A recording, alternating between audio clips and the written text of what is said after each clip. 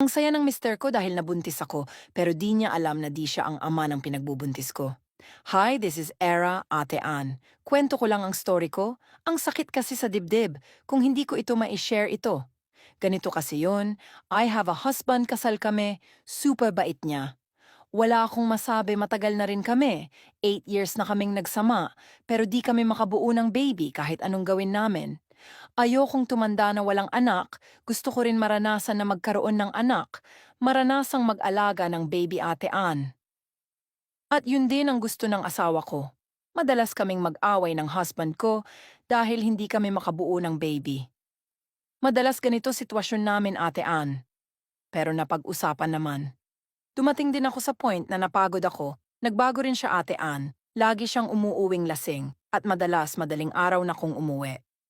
One time lumabas kami ng friends ko, nag-inuman ng mga friends until may nakainuman kaming isang guy, siya si Bert, nagpakilala naman siya sa amin. Pag-uwi ko, nag-chat ang guy sa akin, Ate Ann, tapos sabi niya may gusto siya sa akin, as in diretsahan niya sinabi sa akin yun. At nireplyan ko naman na wag na niya akong i-chat dahil may asawa na ako. Pero di siya tumigil, Ate Ann, hanggang sa unti-unti akong nahuhulog sa kanya. May asawa at anak siya, kaso nasa malayo. Nagtatrabaho siya sa Cebu sa isang mall, at ang asawa ko naman ay isang company worker gabi na kung umuwi. In short, nagkamabutihan na kaming dalawa, hanggang sa kami, Ate Ann. Yes, bumigay ako sa kanya.